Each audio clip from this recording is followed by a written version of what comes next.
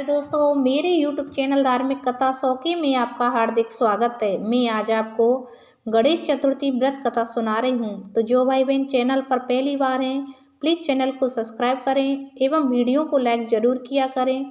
और जो गणेश के भक्त हैं, प्लीज़ कमेंट में श्री गणेशाय नमः जरूर लिखें। संकष्टी चतुर्थी व्रत कथा। जो व्यक्ति नियम अनुसार संकष्टी गणेश चतुर्थी का व्रत करता है, उसे गणपति बप्पा की कृपा से यश, धन, वैभव, अच्छे स्वास्थ्य की प्राप्ति होती है। व्रत रखने वाले गणेश चतुर्थी की व्रत कथा पढ़ना बिल्कुल भी ना भूलें। संकष्टी चतुर्थी का व्रत भगवान गणेश की कृपा पाने के लिए रखा जाता है।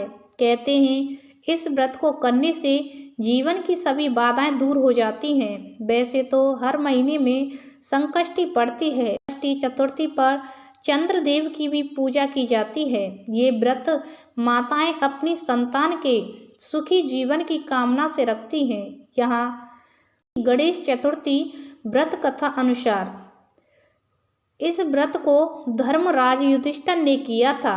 जब धर्मराज राजयुक्त होकर अपने भाइयों के साथ वन में चले गए, तब उन्होंने भगवान कृष्ण से अपने कष्टों को लेकर जो प्रश्न किया था, उस कथा को आप सुनिए।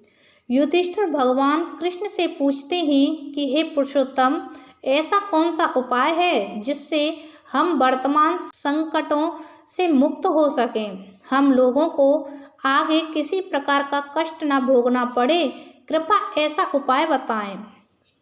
स्कंद कुमार जी कहते हैं कि जब युधिष्ठिर विनम्र भाव से हाथ जोड़कर बार बार अपने कष्टों के समाधान का उपाय पूछने लगे, तो भगवान श्री गणेश ने कहा कि हे राजन, प्रत्येक कामना को पूरा करने वाला एक महान गुप्त व्रत है।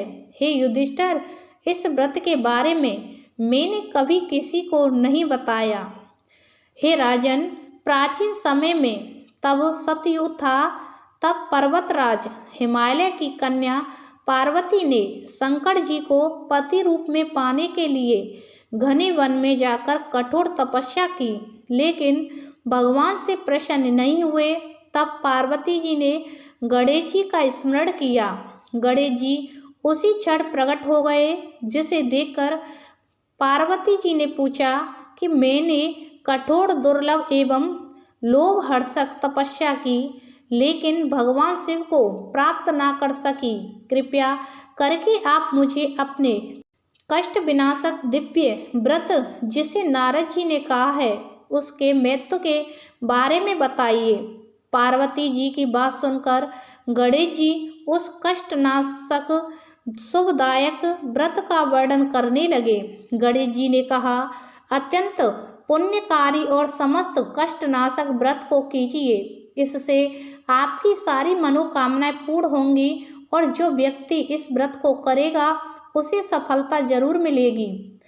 श्रावण मास के कृष्ण पक्ष की चतुर्थी की रात में चंद्रदेव का पूजन करना चाहिए। उस दिन मन में संकल्प लेना चाहिए कि जब तक चंद्रोदय नहीं होगा, तब तक मैं भोजन नहीं करूंगी, अतः निराहार रहूंगी। पहले गणेश पूजन कर ही भोजन करूंगी। इसके बाद सफ़ेद तिल के जल से स्नान करना चाहिए।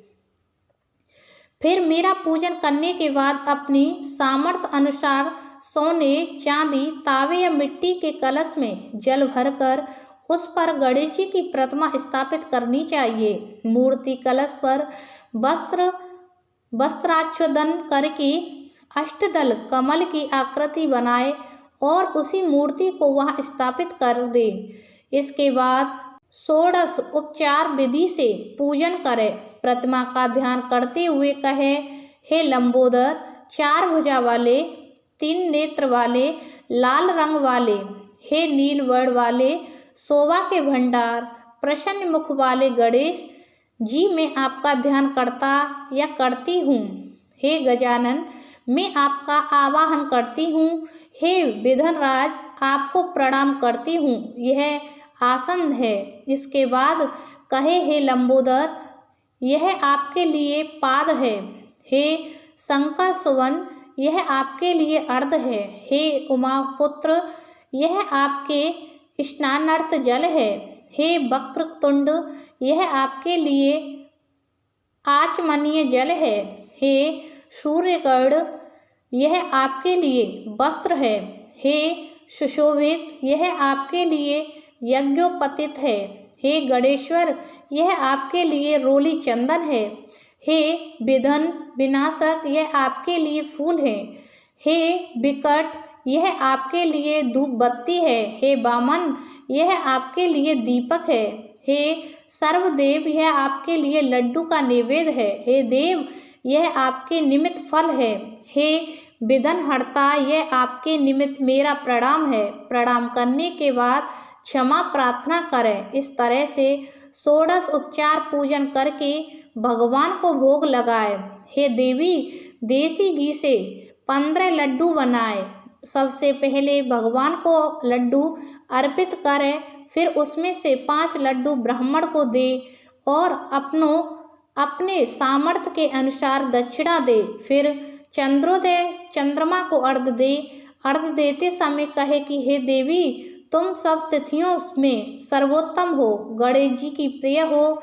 हे चतुर्थी, हमारे अर्घ्य को ग्रहण करो, तुम्हें मेरा प्रणाम है। इसके बाद फिर 5 लड्डू का खुद भोजन करें। फिर कहे, हे लंबोदर, आप व्यक्ति की सभी इच्छाओं को पूरा करने वाले हैं, आपको मेरा प्रणाम है। हे समस्त विघ्नों के नाशक, आप मेरी कामना को पूर्ण करें। तत्पश्चात ब्राह्मण की प्रार्थना करें कि ध्वजराज, आपको नमस्कार है, आप साक्षात देव स्वरूप हैं। गणेश जी की प्रसन्नता के लिए हम आपको लड्डू समर्पित कर रहे हैं, हम आपको नमस्कार करते हैं। इसके बाद ब्राह्मणों को भोजन कराकर गणेश जी से प्रार्थना करें। प्रार्थना करके प्रतिमा का विसर्जन कर दे और अपने गुरु को अन्न, वस्त्र आदि और दक्षिणा के साथ मूर्ति दे दे। विसर्जन करते हुए कहे, हे देवों में श्रेष्ठ गणेश जी, आप अपने स्थान को प्रस्थान कीजिए और इस व्रत पूजन का फल दीजिए। हे सुमुखी, इस तरह से गणेश चतुर्थी का व्रत करना चाहिए। ये व्रत जन्म भर या तो 21 वर्ष तक किया जा सकता है। यदि इतना करना भी संभव ना हो तो 1 वर्ष तक इस व्रत को करें।